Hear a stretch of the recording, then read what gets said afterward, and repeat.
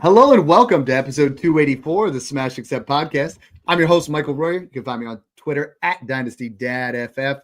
We just got done talking to you about rookies. Now we want to tell you how to win. We're going to talk about week 16, what happened in week 15, how to win week 16. Nobody better to do that with my main man, Snoog. Snoog, a lot of our teams, like we keep talking about it. You want to be top three, bottom three, because if you're not in that buy scenario, you're going to get Josh Allen's going to take you out. There's going to be guys that luckily just blow up. You're going to have that guy that randomly started Tajay Spears for some reason, or that guy that started Quentin Johnston, and like all these scenarios where you could be as prepared as possible, but if you don't have the buy, man, it sucks. You end up coming out. That guy just randomly had Davante Adams on his bench all year, and then he put 42 up on you. So those teams that lost, we feel for you. We're bringing you rookie content. Those teams that won, we're here to support you, man. Guys in the Discord, guys all over the place. We're trying to give you the best content, tell you how to win week 16. Yeah, it was definitely the week you wanted to be lounging back, floating around in a pool on a bye week for sure, because it was one of those weeks where I play in a lot of 17 playoff teams, and that's changing to 6 next year. Just league that's just a home league thing we used to do, but league wants change. Mm-hmm. And I faced a lot of 7 seed teams that had a lot of these guys, like Dad said, the Quentin Johnsons, the superhero players that are on the bench, the Tajay Spears at flex, the players that you just don't want to see, you don't want to face, and somehow they drop a bomb on your face in week 1 of the playoffs. But I mean, we highlighted guys like Davante Adams, Mike Evans, Aaron Rodgers as priority buys all during week 13, 14, 15 for you guys. I mean, it paid off now. Like, if you listened, I had a guy in the Discord trade for Mike Evans, Aaron Rodgers, and Davante Adams literally a week before week 15. And he dropped like 240 this week and he upsetted the number. I think it was the number 3 team. He was the 6th seed. So this is the type of stuff that we're here to help you with. We're going to help you with next week and the week after. I mean, AJ Brown had a bounce back. There's a lot of bounce back players. Kamara bounced back. So I'm excited to jump into this. We'll also highlight some injuries and stuff like that and just how to prep for this next upcoming week, because usually week 15 is always crazy. I mean, you had that Amari Cooper 50 bomb. You have all these crazy weeks that usually will knock out a lot of good teams. So hopefully that's all out of the way and it kind of goes back to normal, even though it never does. No, it really doesn't. Like, as much as you don't always know. We just think we're in that area. This is the time where I love helping teams look into next year. I love teams helping try to win. One of the guys in the Discord, Low Connor 15, he said, always been a big fan of you and Snoog and your podcast. It's like, so glad I joined the Discord. First year as a portfolio player, made the playoffs in 10 of my 12 leagues, but feel I have a lot of room to grow in team building. He's like, I burned too much draft capital. And now that I'm in here, I get to learn about the flexibility and focus on new leagues and how to improve. And most people just think fantasy is you just show up every year and you just pick, right? When you really get into it, when you tick in the dynasty nuts and bolts, the principles that we're teaching, the things that we're doing in the Smash Accept Patreon Discord, patreon.com/Smash Accept, we are literally giving you the blueprint to make the playoffs. I love hearing these. I have so many guys come up to me and they're like, last year I made the playoffs in 4 of my 10 leagues. Now I made it in 8, and it's like every single one of them has seen just for a few dollars a month for that cup of coffee. Just take out 1 cup of coffee a month and then join this. And you're just going to love it, because you're going to have a band of brothers to talk shop with. But that's not what we're here right now. We're trying to talk about playoffs. And Snoog, when you look at Josh Allen, okay, Josh Allen, there was always a debate of should he be at the top, and he doesn't have wide receivers. Since 2021, he has 164 touchdowns total, passing and rushing. The next 31 different. He and Lamar Jackson and him are just different. If you started those 2 guys, congrats to you. About 5 different Smash leagues, he was traded. I bought him in 3. I tried to buy him in a 4th one, and he was already gone. Thanks a lot, Josh. Appreciate you. But like, he went out there and he went crazy. The other side of the ball is whoever the Bills are playing right now, take them as well, because these are just crazy shootouts, right? I mean, Jared Goff went out there and threw 5 touchdowns. Stafford looked great 2 weeks ago. Josh Allen is putting up numbers that are otherworldly, but you got to look at who the Bills are playing and those teams are going to put up points. And I think Josh Allen right now just trailing Lamar Jackson a little bit. Week 16 and 17, are they going to be shootouts like the last two? Probably not. But he gets the Patriots, he gets the Jets. He's going to put up crazy numbers. Both of those teams are going to be elevated a little bit because this defense, Snoog, over the last 3 weeks, he's been QB3, QB1, QB1. Josh Allen's the QB1 in Dynasty. You should not trade him, period. That's it. Nope. He's like the unobtainables, right? To me, there are 2 in Dynasty. That's it. I only have 2 guys that I just Josh Allen, Lamar Jackson. And Jamar Chase. Brock Bowers. Like I'm there. Oh, I yeah. would trade Jamar in tight Chase. end premium, 100%. Like I have Bowers in a 0.75 tight end premium league. I don't think I'll ever trade him. I think he will retire on that team. And I traded Laporta and Olave for him, and I got criticized like, Dad, that's way too much. No, it's not. Like this, he's there. Laporta's still good. Laporta could be a good buy low. As a rebuilder, I think he's a good buy low right now. He's really. I love that you brought that up because he has really turned it on. Like over the last. I think he's been injured and we didn't really know what the injury was. I think something was wrong.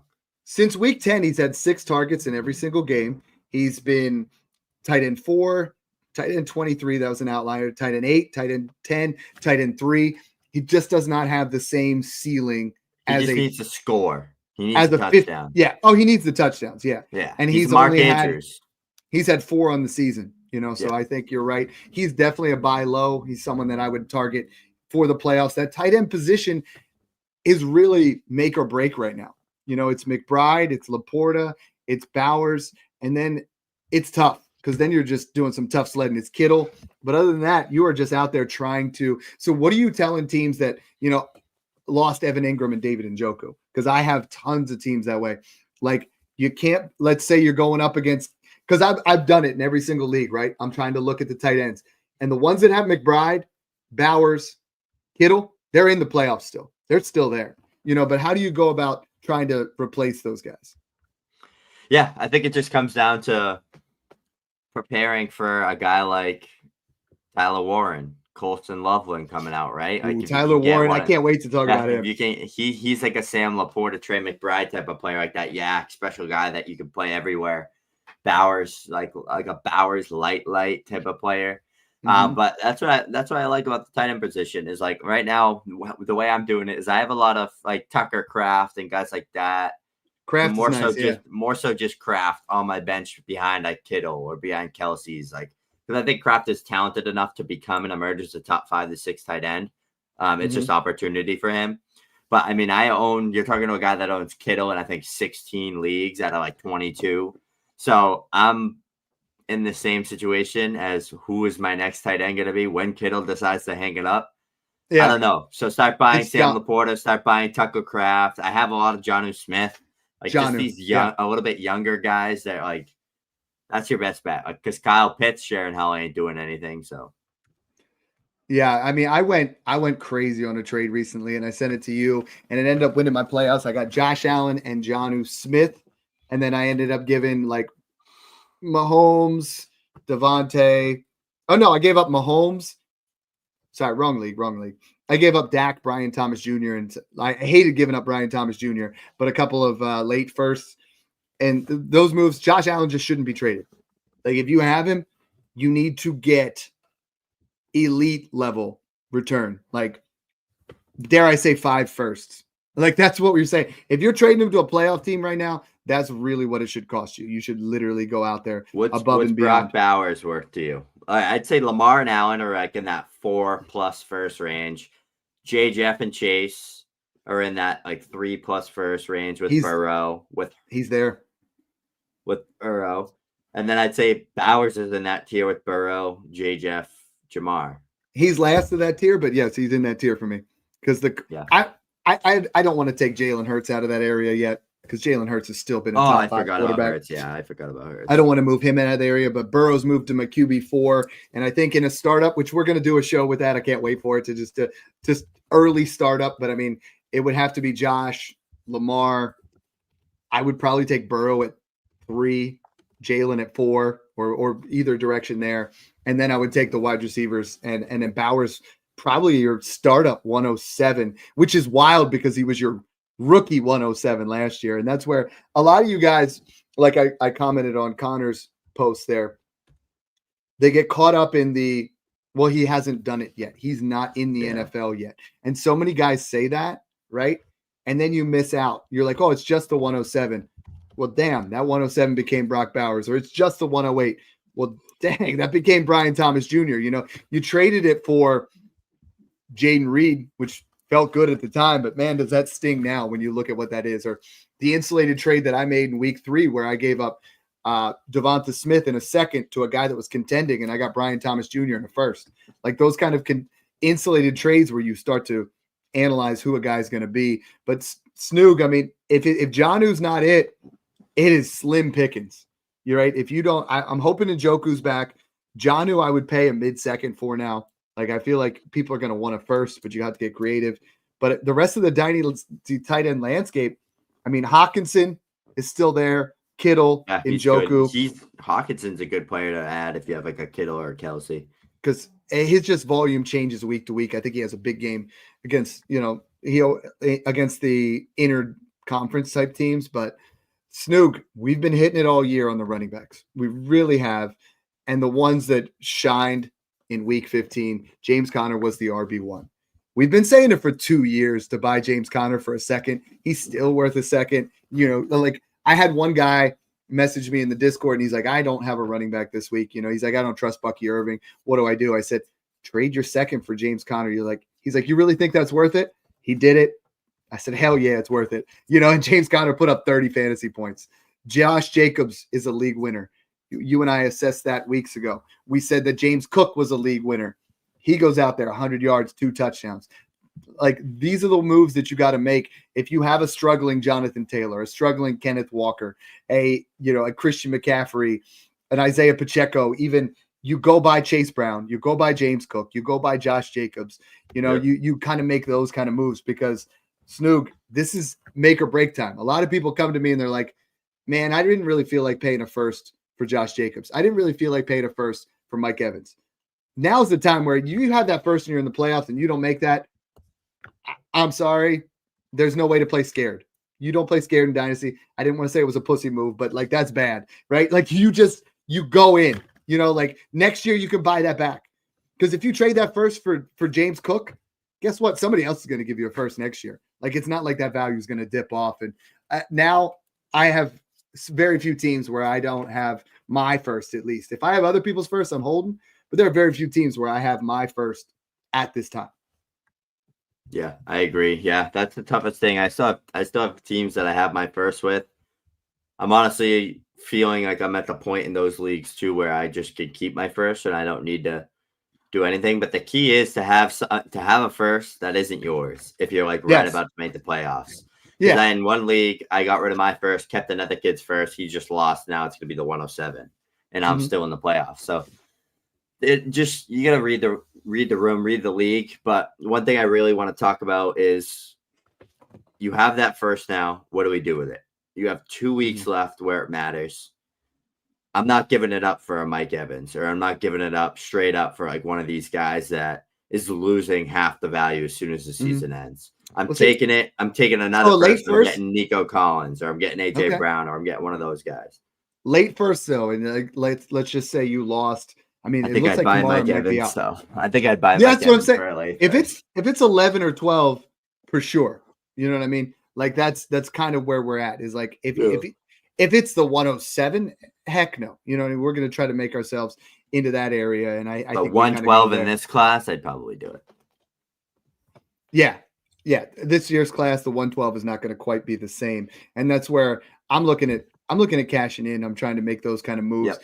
One biggest thing is I talk about it and in multiple leagues. I mean, it's Smash Except 11. I made 3 different trades to tear down and get a first, and like the one, it might not seem that big, but it was, I gave up Kittle to get Hawkinson in a first because the guy didn't want Hawkinson in the beginning of the year.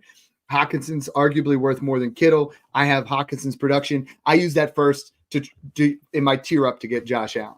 Another one, I traded Derrick Henry for Chuba Hubbard in the first. right? Now I have Chuba Hubbard, who's been producing very well. Not so much this past week, which was surprising.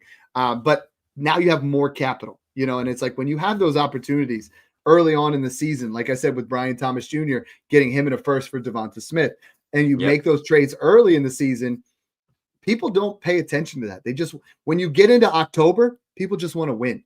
They're making those trades where now you've added that extra first. Now you go out there and it's like, okay, I just got Mike Evans and Chuba Hubbard for Derrick Henry, right? So Mike Evans is going to fill in that spot. I don't have a problem with it. And when you look at it as borrowed money, because you're borrowing it, right? When you're tearing down, you're getting the insulation, which is, I'm already getting the player I want.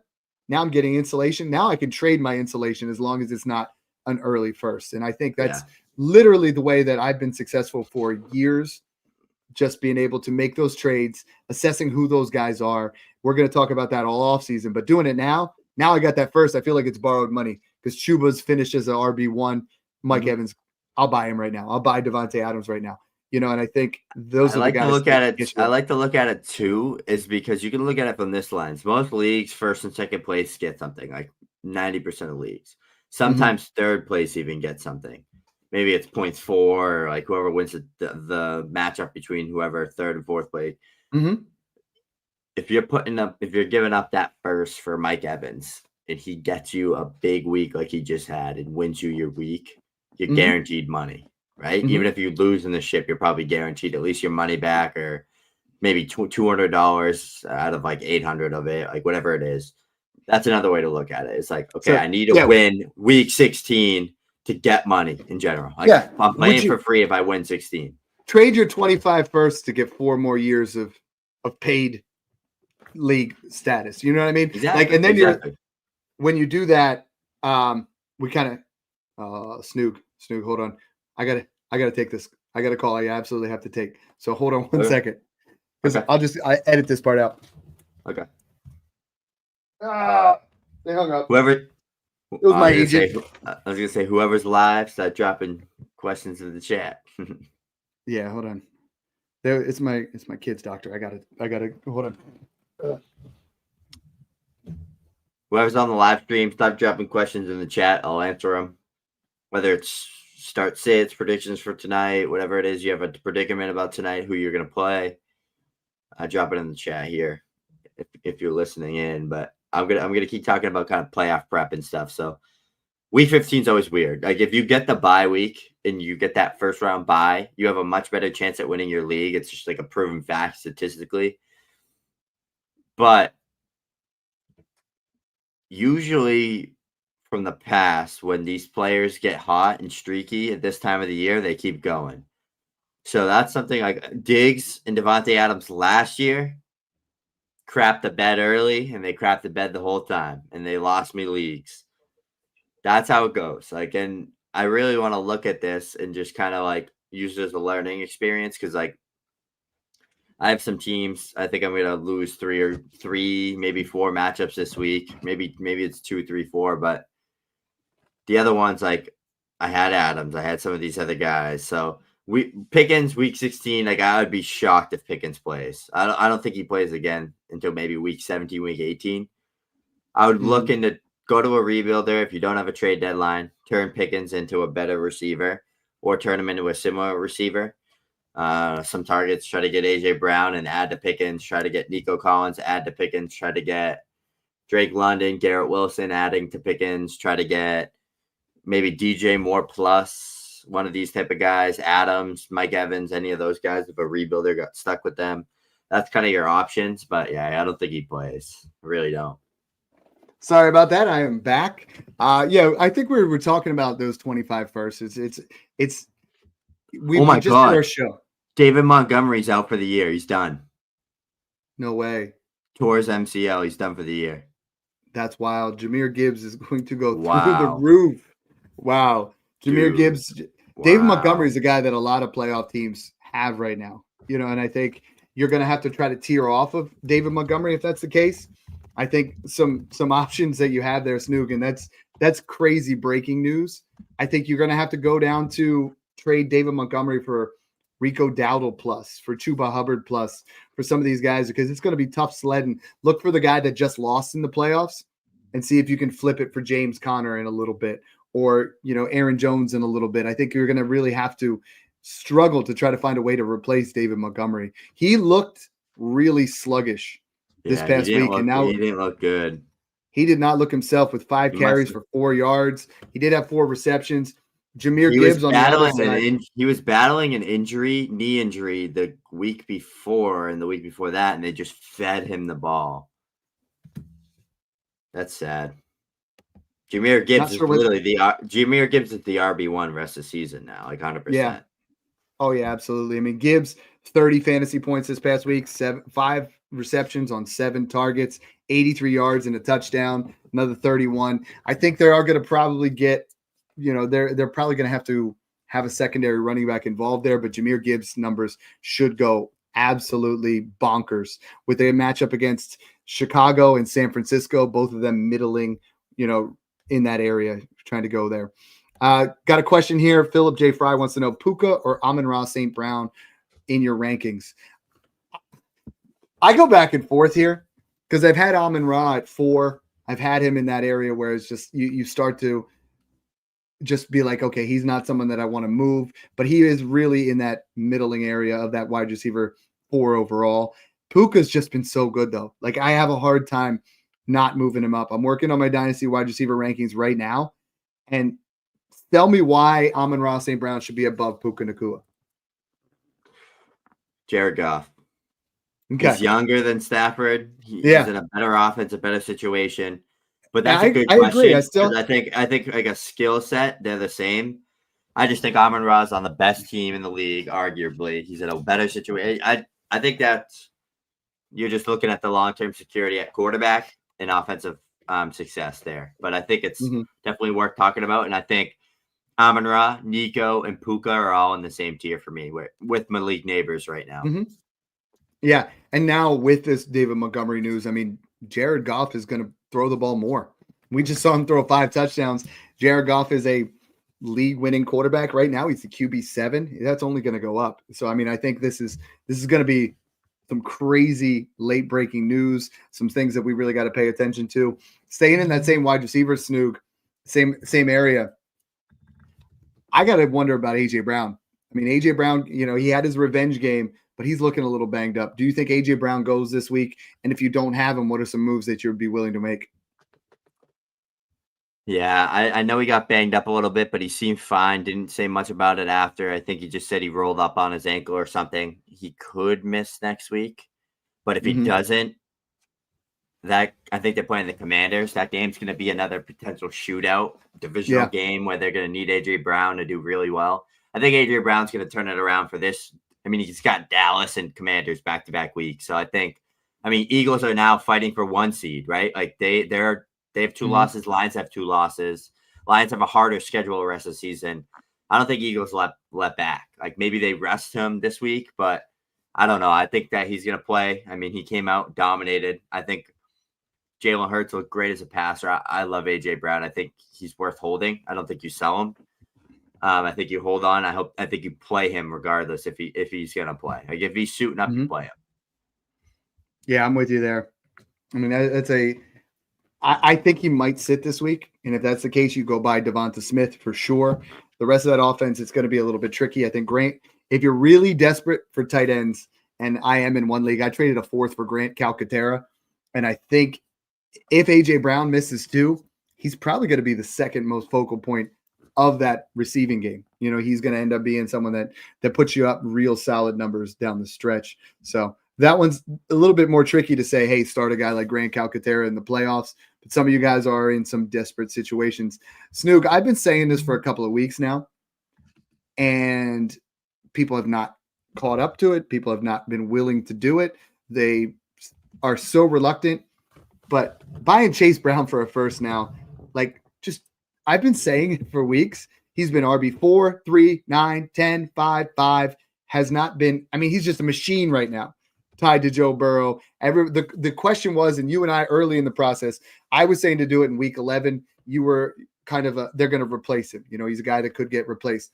The way he's playing, do we still think the same way?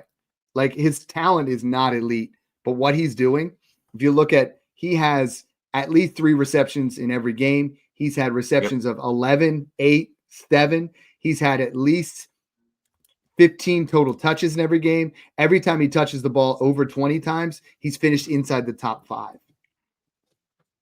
Yeah, I mean, you got to do it now, right? I mean, if you just lost Derrick if Derrick Henry's not getting it done for you and you just lost David Montgomery, why not pay your 25 or 26 first for Chase Brown? Yeah, I think that's a good value. And I think you can even go get James Conner for cheaper, right? Or like someone like that, like a Brian Robinson, James Conner for cheaper. I think that's kind of the route you can go too. But Derrick Henry, can we talk about him for a second? I don't think he's had, for how elite he started. Let me pull up the game log. He hasn't put up 20 points since week 9. It's been and bad. Before that, it was week 7. He's been 14, 10, 14, 14, 6. Now he's got Pitt and Houston, who are 2 elite run defenses. I think he's one of those players. Do you take the name cachet one of those, and you don't bench him. Add. No. You play him. Because he can score 2 touchdowns any week, but all he needs is like all he needs is the Ravens to get him to like the 1 or 2 yard line. He's gonna punch one in. So it's like even if he has like the Houston Texans run D or like one of these defenses, it's like they can still let up rushing touchdown. So it's I have to predict me because I have him I have him in a league. I mean, yeah, he's just a stud. Like you gotta play him, but he's been underwhelming lately, and it's kind of it's not good. No, it's rough, and I you have to play him. I play him every single week. You know what I mean? And this is where now you've sat down as a bye week, right? And I don't make trades when I'm on the bye. Like if I'm in a trade deadline league, no trade deadline, I don't make a trade because I'm like, I don't want to make a trade and the guy gets hurt. So I let them all duke it out.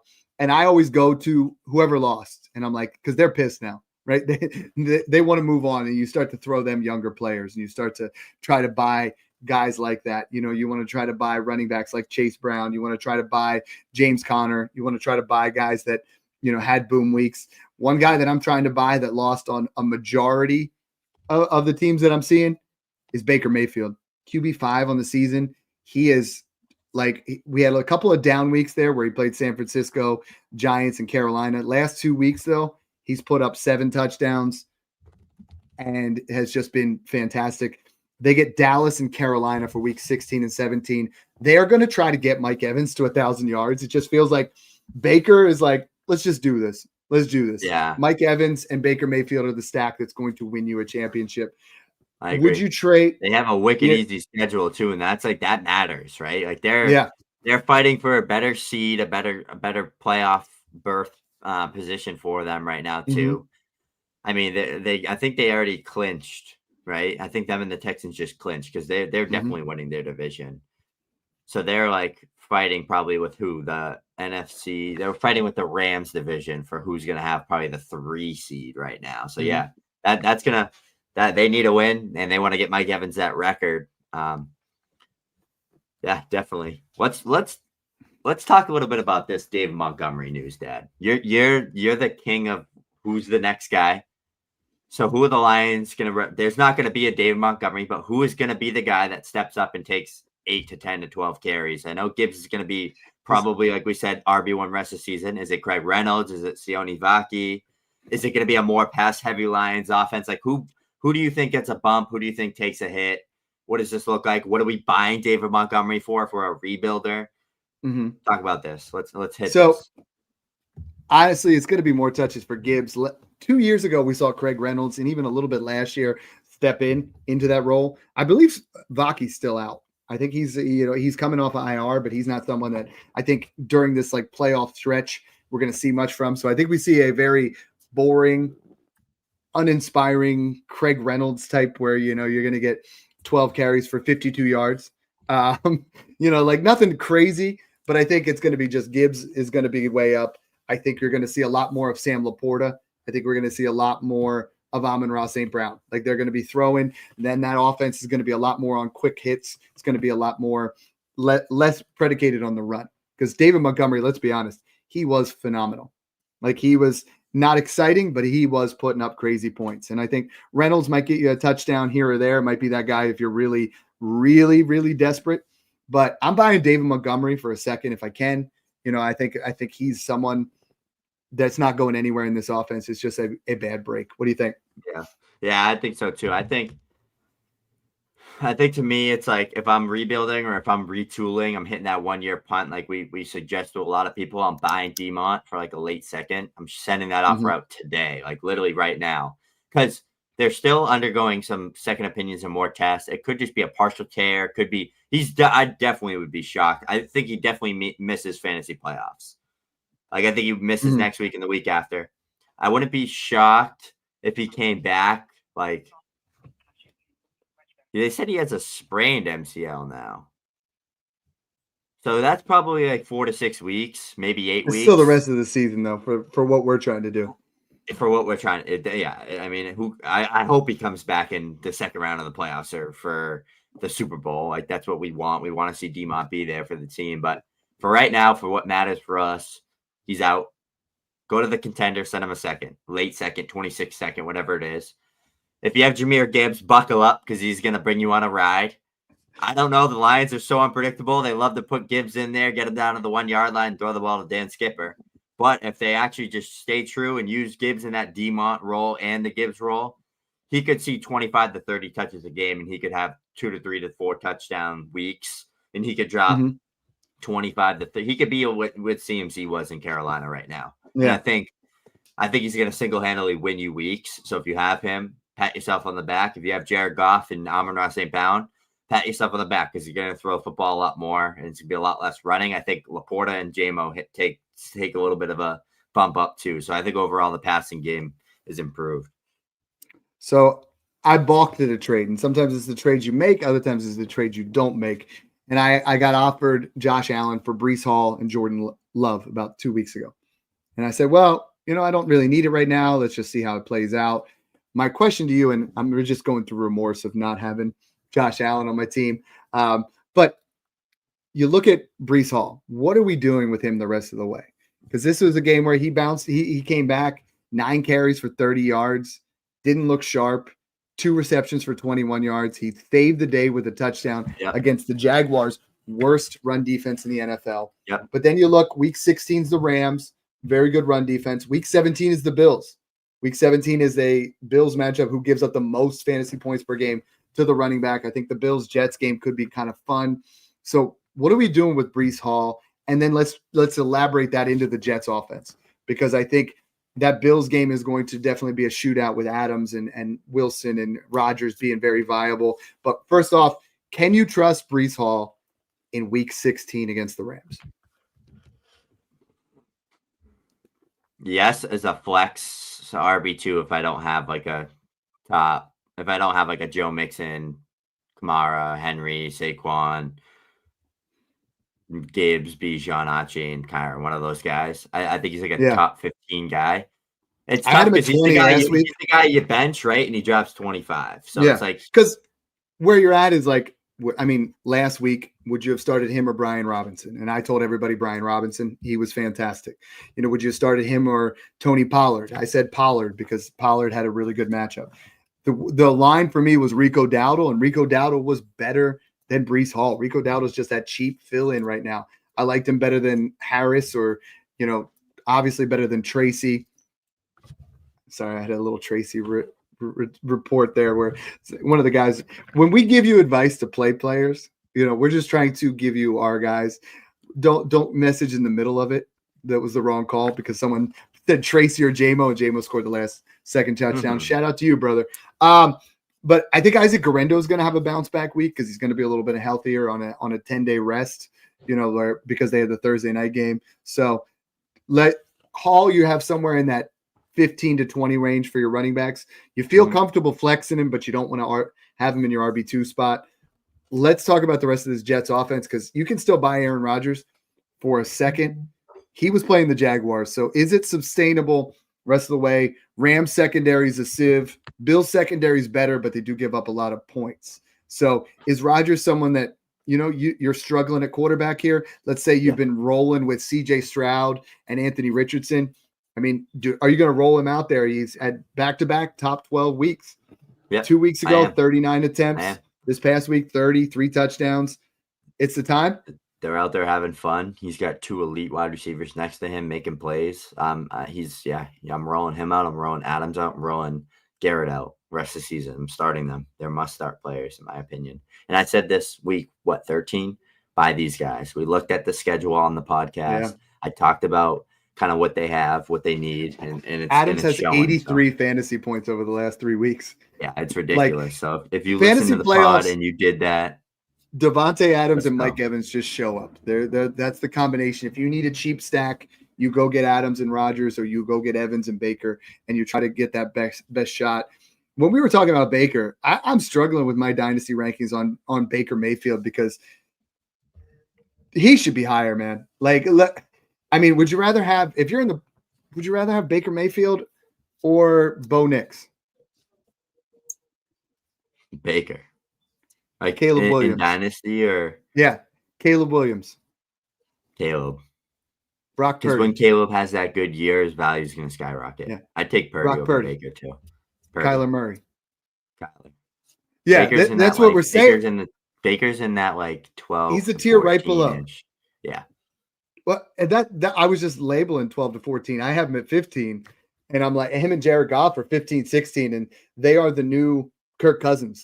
With even more, they're in a better offense. They're going to put up elite level points. If you can get Goff or Baker, that's your cheapest bet in Superflex. And I think even if you tier off, if you could get Goff or Baker for Love and a first, would you do it?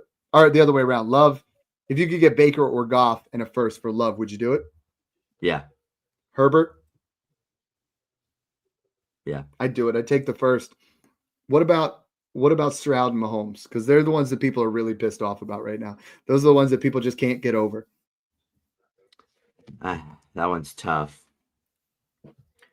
I think there are guys that are going to be good in the NFL for a long time, and they're going to have some really, really big. It's going to be depend on what their coaching staff wants to do.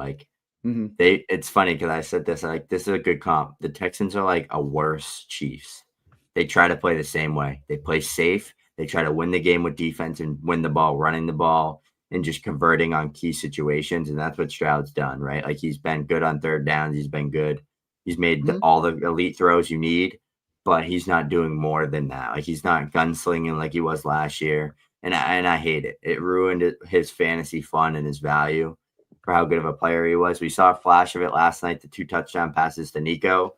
And then he had 23 pass attempts. It's just you're playing the Dolphins, make that a shootout.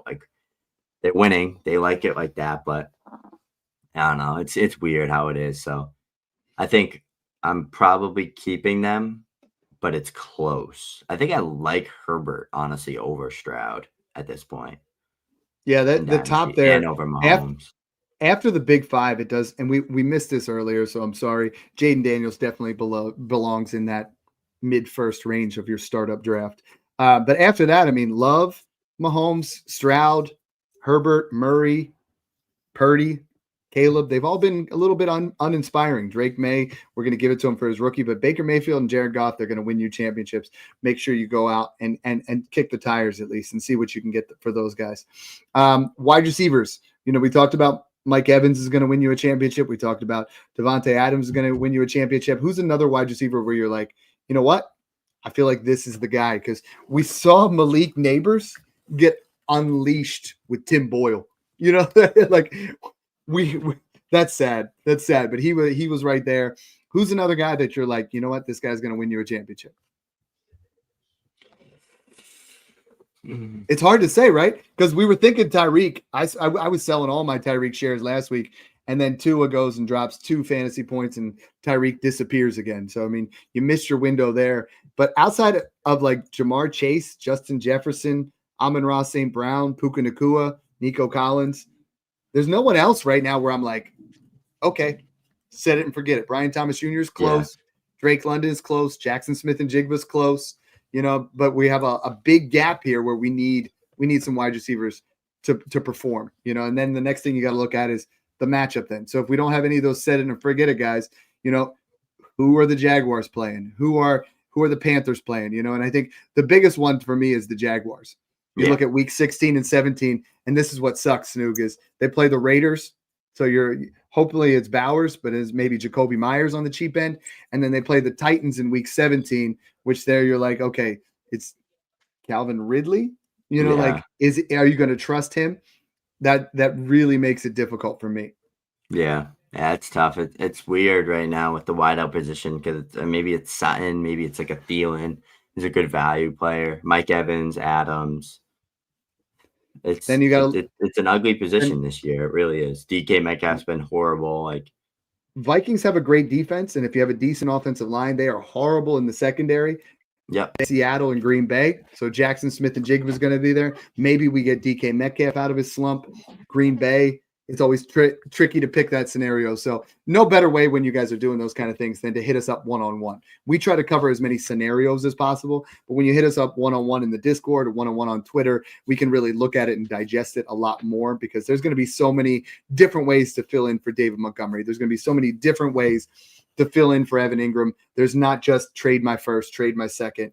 There's a lot of different options. Snoog and I wanted to give you some playoff options. I apologize in the middle. Got the phone call from the doctor. Got to take care of that. So let Snoog and I be your fantasy doctors for the playoffs. Thanks for tuning in and enjoy the process. I'll bet on that one.